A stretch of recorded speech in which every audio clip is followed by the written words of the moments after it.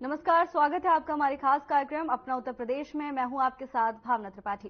रुक करेंगे प्रदेश की तमाम बड़ी खबरों की ओर।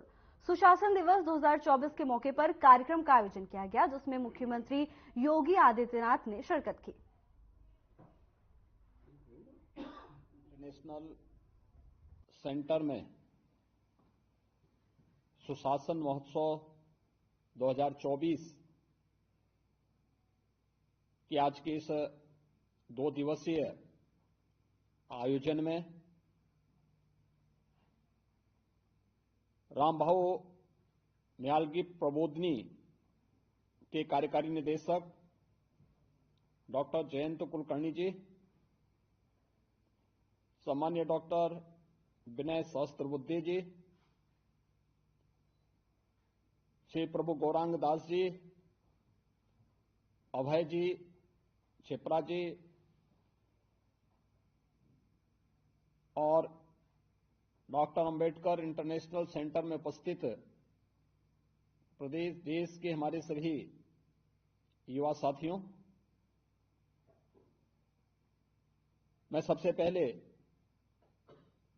इस आयोजन के लिए रामभाऊ न्यालगी प्रबोधिनी को हृदय से धन्यवाद देता हूं। लगातार सुशासन के लक्ष्यों को प्राप्त करने की दिशा में प्रबोधिनी के द्वारा जो प्रशिक्षण ओरिएंटेशन के कार्यक्रम चलते रहते हैं, यह लोकतांत्रिक व्यवस्था को न केवल सुदृढ़ करता है बल्कि विचार परिवार की उन भावनाओं को भी सुदृढ़ करता है जो सेवा और सुशासन को अपने जीवन का लक्ष्य मान करके सार्वजनिक जीवन में कार्य करने के लिए आए हैं। हम सब जानते हैं कि सुशासन महोत्सव 2024 आदरणीय प्रधानमंत्री जी के विकसित भारत के विजन को हम सबके सामने प्रस्तुत कर देता है। पिछले 10 वर्ष के अंदर हमें से हर व्यक्ति, पूरा देश ही नहीं बल्कि पूरी दुनिया आज एक नए भारत का दर्शन कर रही है। ये नया भारत जिसमें न केवल 140 करोड़ लोगों के विश्वास को अर्जित करने और उस विश्वास पर खरा उतरने के लिए अपनी योजनाएं हैं, बल्कि जिस नए भारत के माध्यम से हम लोग दुनिया को भी सम और विषम दोनों परिस्थितियों में नेतृत्व देने की सामर्थ्य रख रहे हैं। जो कुछ भी हो पाया है, यह प्रधानमंत्री मोदी जी के दृढ़ संकल्प और विजनरी लीडरशिप के नाते आज यह हम सबके सामने देखने को मिला है। देश के अंदर सुरक्षा का एक बेहतर वातावरण बना है, तो सीमाएं सुरक्षित हुई हैं। जेम ट्रिनिटी के माध्यम से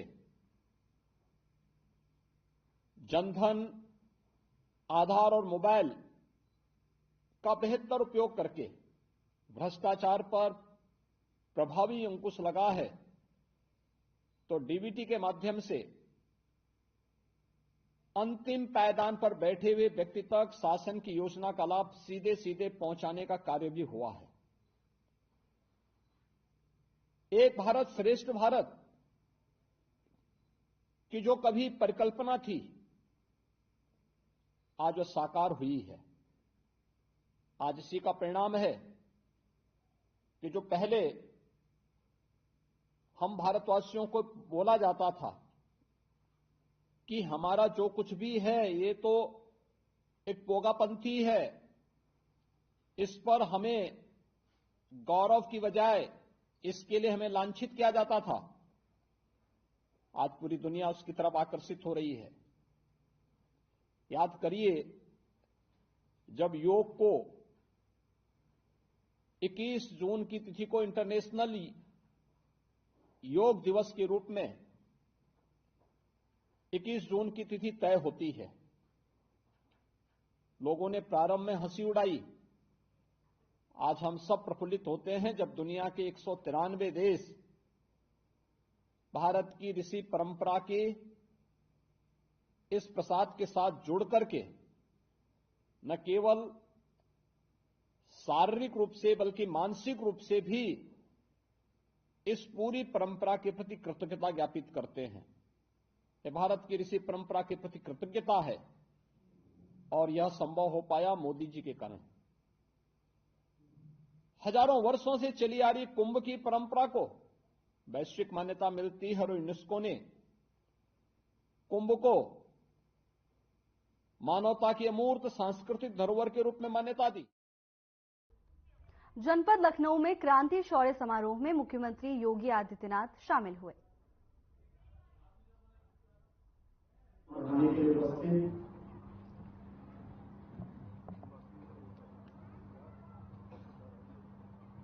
chief of defence staff general Anil Chauhan जी,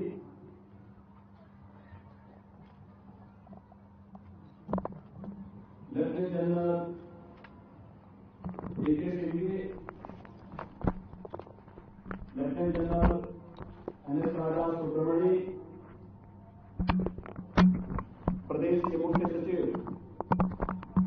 शंकर मिश्र जी, मुख्यमंत्री कार्यालय के प्रमुख सचिव श्री संजय प्रसाद जी,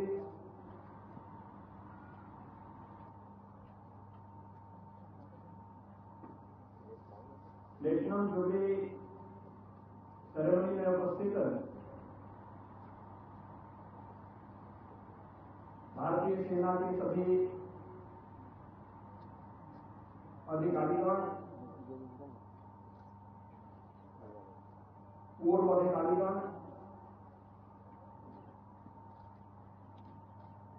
वीर माताएं और परिवार के अन्य सम्मानित सदस्यगण,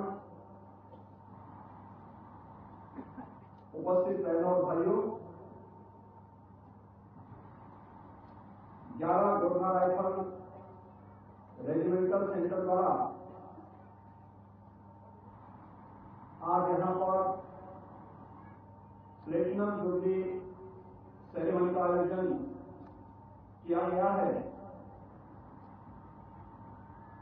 इस रेजिमेंटल सेंटर के सफलतापूर्वक 75 वर्ष पूर्ण होने के अवसर पर मैं सभी सैन्य अधिकारियों, बहादुर जवानों, पूर्व सैनिकों, उनके परिवार के सभी सदस्यों को हृदय से बधाई देता हूं।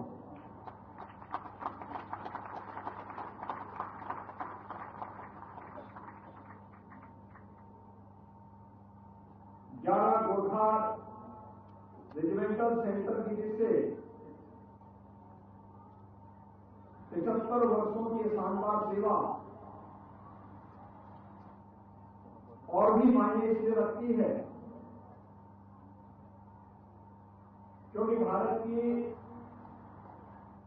आजादी के बाद गठित होने वाली पहली रेजिमेंट के रूप में गोरखा राइफल को यह गौरव प्राप्त है। 75 वर्ष की शानदार सेवा के लिए मैं इस रेजिमेंट से जुड़े हुए सभी अधिकारियों को, पूर्व सैन्य अधिकारियों को हृदय से अभिनंदन करते हुए बधाई देता हूं। भारत की सेना के शौर्य और पराक्रम में कोई भी भारतीय कभी संदेह नहीं करता। मुझे स्वयं 5 जनवरी को लखनऊ में नो ईयर आर्मी फेस्टिवल के उद्घाटन कार्यक्रम में भाग लेने का अवसर प्राप्त हुआ था। 14 जनवरी को भारतीय सेना के वीरता पदक विजेताओं के स्वागत समारोह में भी मुझे सम्मिलित होने का अवसर प्राप्त हुआ था और मैं इस बात को विश्वास के साथ कह सकता हूं कि भारतीय सेना 140 करोड़ भारतवासियों के गौरव का प्रतीक है। देशवासी इसके शौर्य और पराक्रम को न केवल जानते हैं बल्कि उसके टूट।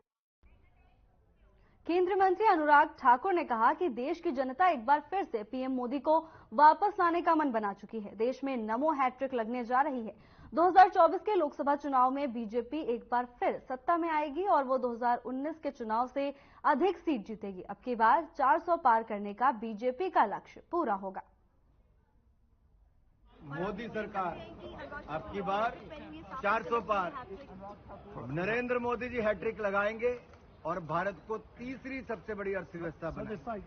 नरेंद्र मोदी जी तीसरी बार चुनकर आएंगे तो देश के गरीबों का और कल्याण करेंगे, भारत को और बढ़ाने का काम करेंगे, देश का मान सम्मान और बढ़ाएंगे। देश में जो वायदे किए थे वो पूरे किए। इकलौती पार्टी भारतीय जनता पार्टी ऐसी पार्टी देश में है जिसने पहले दिन से अपने आज तक के एजेंडे को जो कहा वो किया। धारा 370-35 से मुक्ति दिलाई, ट्रिपल तलाक से मुक्ति दिलाई और भव्य राम मंदिर बनाया। अब हैट्रिक भी लगाएंगे और देश को आगे भी बढ़ाएंगे। राम मंदिर पर्थ में 7वें भारत महासागर सम्मेलन के मौके पर भारत के विदेश मंत्री एस जयशंकर और उनकी ऑस्ट्रेलियाई सीनेटर पेनी वोंग ने कई वैश्विक मुद्दों पर चर्चा की। बैठक की शुरुआत दोनों देशों के विदेश मंत्रियों के बीच बातचीत के साथ हुई। दोनों नेताओं ने द्विपक्षीय संबंधों को मजबूत करने पर जोर दिया। भारत महासागर सम्मेलन में विदेश मंत्री ने शिरकत की। It's a great pleasure to join you all in Perth, Australia's Indian Ocean capital, this evening for the 7th Indian Ocean Conference.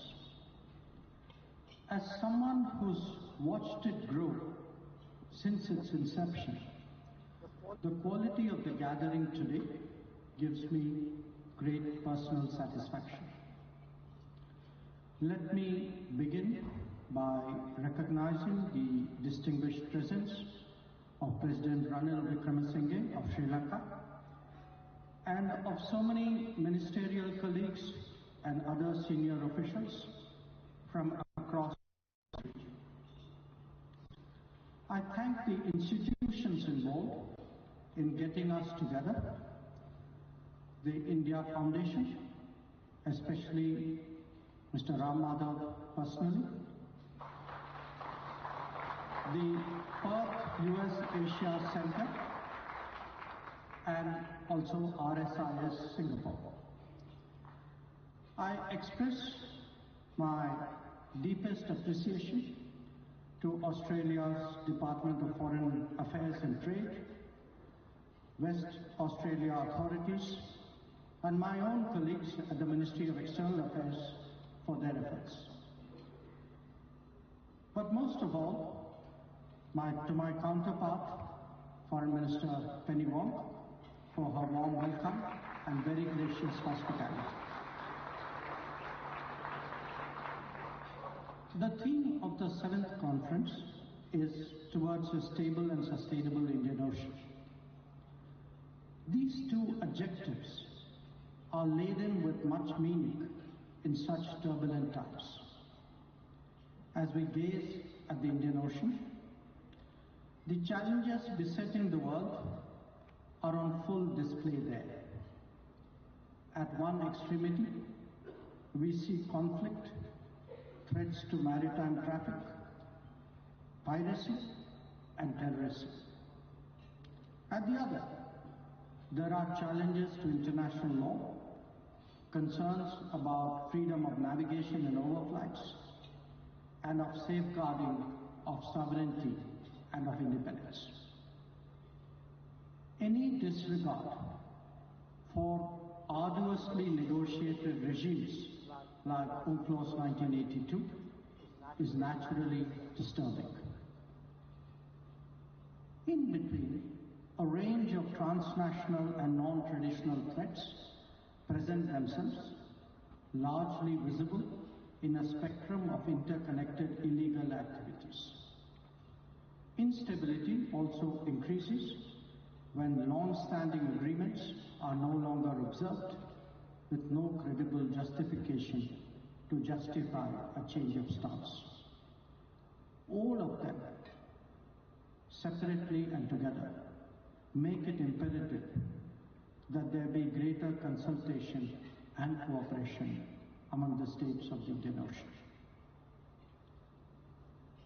Our concerns today also extend to grey areas of various kinds. Some may emanate from climate change and natural disasters. Disruptive events are occurring with greater frequency and deeper impact, forcing us all to factor them into our calculus of resilience. There are also the consequences of distant happenings, such as fuel, food and fertilizer crisis that many of us have experienced. But we should be equally conscious that the normal can be manipulated, leading to unsustainable debt, opaque lending practices, unviable projects, and injudicious choices. Similarly, there are the complexities of dual-purpose agendas that mask visibility and lower our guard. Indeed, such activities, when combined with the advancement of connectivity with strategic intent, has emerged as a growing anxiety for Indian Ocean states. Well before we come to policy responses, it is therefore necessary to develop awareness and proper understanding. To these gradually emerging developments, there is now also the challenges that are structurally inherent in the current form of globalization. Over-concentrations of manufacturing and technology are creating both supply-side risks as well as the possibility of leveraging. The experiences which the world underwent during the COVID pandemic has powerful lessons that we ignore only at our own peril. The need of the day is to disperse production across more geographies and build reliable and resilient. Lok Sabha में अमित शाह का संबोधन हो रहा है। अमित शाह ने इस दौरान क्या कुछ कहा, आइए आपको सुनाते हैं।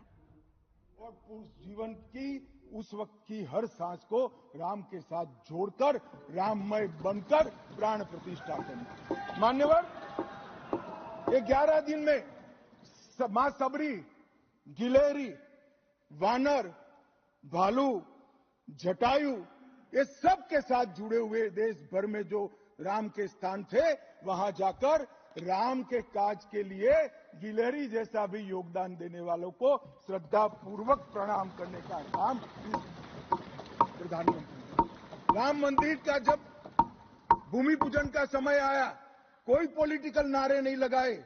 ना मोदी जी ने इसका नेतृत्व पॉलिटिकली किया, ना हमारी पार्टी ने किया। हर रोज एक राम का भजन अलग अलग भाषा में ट्वीट कर एक भक्ति का आंदोलन शुरू किया। मान्यवर, इस देश में कई सारे भक्ति के आंदोलन खड़े हुए, ढेर सारे आंदोलन खड़े हुए। मान्यवर, इस देश में भक्ति का आंदोलन कोई नया नहीं है। मान्यवर, मीरा ने चलाया, गुजरात में नरसिंह मेहता ने चलाया, रामानंद ने चलाया, एकनाथ और ज्ञानेश्वर ने चलाया, शंकरदेव और माधवदेव ने असम में चलाया, चैतन्य महाप्रभु ने चलाया, समर्थ रामदास ने चलाया।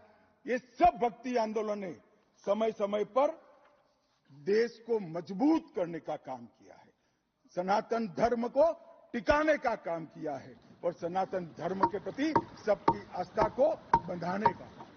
घनघोर अंधेरी रात में एक ध्रुव तारे की तरह ये भक्ति आंदोलन ने देश के जनमानस का नेतृत्व किया। भारत के ही छोर में 10 सिख गुरुओं ने अनेक प्रकार के बलिदान, एक दशम पिता ने तो अपना सर्वस्व दान कर दिया। इस प्रकार के त्याग की भी इस देश की परंपरा रही, परंतु ये समग्र भारत के हजारों साल लंबे सांस्कृतिक और राजनीतिक इतिहास में एक शासक ने, एक जनता के व्यक्ति ने, एक जनता के प्रतिनिधि ने अपने यम, नियम, तप और उपासना से भक्ति चेतना की जागृति की, तो इसका एकमात्र घटना नरेंद्र मोदी जी ने की। और मैं तो स्वयं अनुभव कर रहा हूं। मैं उस दिन बैठा था लक्ष्मी नारायण मंदिर में, दिल्ली में बिरला मंदिर में। जो जनता थी, जो लोग थे, सबकी आंखों में आंसू थे। पूरा देश राममय हो गया था और जय श्री राम के नारे लगा रहा। मान्यवर, मोदी जी ने बड़ी शालीनता के साथ विजय के, पराजय के कोई भाव के बगैर जय श्री राम के युद्ध के नारों से पूरी दुनिया जानती है। जय श्री राम की वानर सेना का युद्ध का घोष था, पूरी दुनिया जानती है। जय संघर्ष चला तब जय श्री राम चला, और मंदिर बना तो जय सिया राम हो गया। संघर्ष से भक्ति की यात्रा पूरे देश को आगे ले जाने वाली यात्रा है। मान्यवर,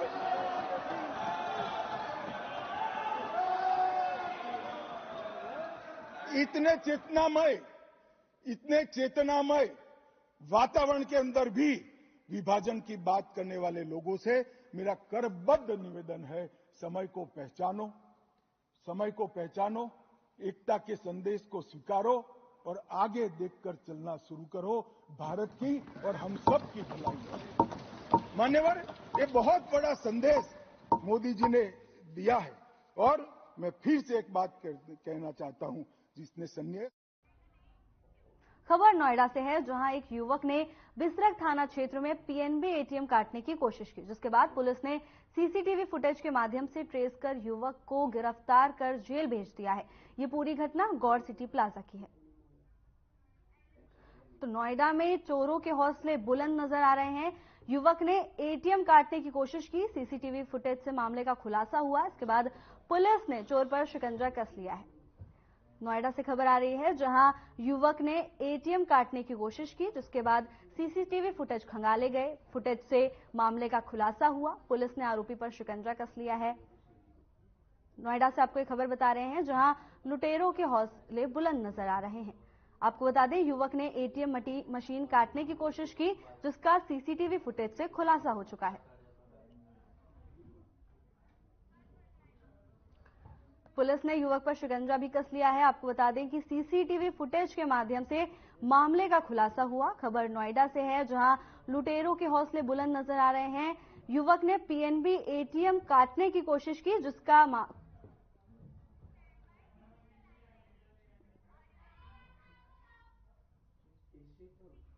प्रधानमंत्री नरेंद्र मोदी 10 फरवरी को वीडियो कॉन्फ्रेंसिंग के माध्यम से विकसित भारत विकसित गुजरात कार्यक्रम को संबोधित करेंगे। कार्यक्रम के दौरान पीएम मोदी पूरे गुजरात में प्रधानमंत्री आवास योजना और अन्य आवास योजनाओं के तहत निर्मित 1.3 लाख से ज्यादा घरों का उद्घाटन और भूमि पूजन करेंगे।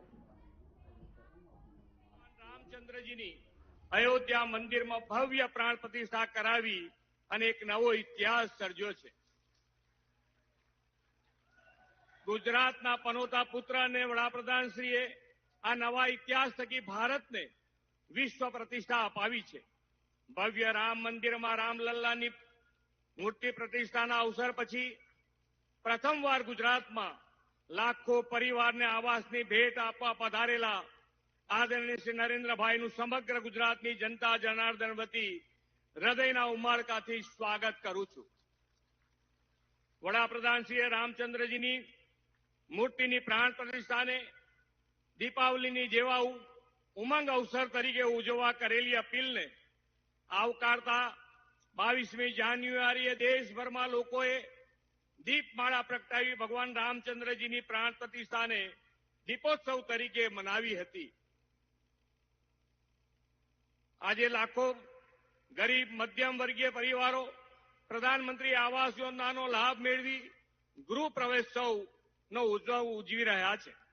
મર્યાદા પુરુષોત્તમ ભગવાન શ્રી રામ કરોડો ભારતીયોના આરાધ્ય દેવ અને સાંસ્કૃતિક એકતાની ધરોહર છે. પ્રભુ શ્રી રામ દીનબંધુ કહેવાય છે અને નિર્બલ કેબલ રામ એવું તુલસીદાસજીએ કહ્યું છે. આદરણીય વડાપ્રધાન શ્રી નરેન્દ્રભાઈએ રામ રાજ્યની કલ્પનાને વર્તમાન યુગમાં ધરાતલ પર ઉતારવાની નેમ સાથે નિર્બલ કેબલ રામ પણ સાકાર કર્યું છે. તેમણે દેશના ગરીબ, વંચિત, પીડિત, શોષિત સમાજના અંતિમ છોડના દરેકની ચિંતા કરીને તેમને પણ વિકાસની મુખ્ય ધારામાં લાવવાનું સુરાજ્ય સ્થાપવાની નવી શરૂઆત કરી છે. સમાજના છેવાડાના જરૂરિયાત વંચિત પરિવારોને આવાસ અને આરોગ્ય સેવાઓ સુપેરે પહોંચાડવાની વડાપ્રધાનશ્રીની પ્રતિબદ્ધતા એ રામ રાજ્યની ગેરંટી છે. ગરીબ હોય કે તવંગર સૌને પોતાનું ઘર એક સપનું હોય છે. પોતાના જીવનની બચત મૂડીને ખર્ચીને પણ ઘર લેવાની મનસા સૌ રાખે છે. છતાં એવા લાખો લોકો હોય છે કે જે પોતીકું ઘર લઈ શકતા ન હતા. આપણી ગુર્જર ધરાના પનોતા પુત્ર આદરણીય શ્રી નરેન્દ્રભાઈ એવા પરિવારની પડખે ઉભા રહ્યા અને પ્રધાનમંત્રી આવાસ યોજનામાં લાખો પરિવારોના માથે પાકી છત આપી છે. કેન્દ્ર સરકારના આ વર્ષના બજેટમાં પણ એમણે સંકલ્પ કર્યો છે કે દેશના ગ્રામીણ વિસ્તારોમાં 2 કરોડ પ્રધાનમંત્રી આવાસ ઉભા કરવામાં આવશે. ગુજરાતમાં આપણે વડાપ્રધાન શ્રી નરેન્દ્રભાઈ મોદીએ જ કંડારેલા ગરીબલક્ષી કાર્યક્રમોના પથ ઉપર આગળ વધી રહ્યા છે. રાજ્યમાં પ્રધાનમંત્રી આવાસ યોજના ગ્રામીણ અને શહેરી મળીને 13.42 લાખથી વધુ આવાસોનું નિર્માણ કરવામાં આવ્યું છે. આજે પ્રધાનમંત્રી આવાસ યોજના 2,993 કરોડ રૂપિયાના લાભ લાખો પરિવારને મળી રહ્યો છે. પ્રધાનમંત્રી આવાસ યોજના લાભાર્થીઓને આવાસની ચાવી અર્પણ થવાની છે અને વડાપ્રધાનશ્રી તેમની સાથે સંવાદ પણ કરવાના છે. રાજ્યમાં બધા જ 182 વિધાનસભા મતક્ષેત્રમાં આ કાર્યક્રમ વડાપ્રધાનશ્રીનું માર્ગદર્શન મેળવવા લાખો લોકો જોડાયા છે. આદરણીય વડાપ્રધાનશ્રીએ સૌના સાથ, સૌના વિકાસની જે કાર્ય સંસ્કૃતિ વિકસાવી છે તેના પરિણામે વિકાસના ફળ છેક છેવાડાના માનવી સુધી સુપેરે પહોંચ્યા છે. પાછલા દશકામાં સૌને આવાસ, હર ઘર જલ, સૌને વીજળી, રસોઈ માટે ગેસ અને જનધન સહિતના બેંક ખાતાથી નાણાકીય સેવાઓ દરેક લક્ષિત લાભાર્થી પરિવાર વ્યક્તિ સુધી રેકોર્ડ ટાઈમમાં પહોંચી છે. આ બધાને પરિણામે દેશમાં 25 કરોડથી વધુ લોકો ગરીબી રેખાથી બહાર આવ્યા છે. આપણે વડાપ્રધાનશ્રીના નેતૃત્વ અને પ્રેરણાથી આઝાદીનો અમૃત મહોત્સવ ઉજવ્યો અને હવે અમૃત કાળમાં પ્રવેશ્યા છે. 2047માં જ્યારે ભારતની स्वतंत्रताની शताब्दी बनावी। फिलहाल के लिए बस इतना ही। जल्द हाजिर होंगे नई अपडेट्स के साथ। नमस्कार।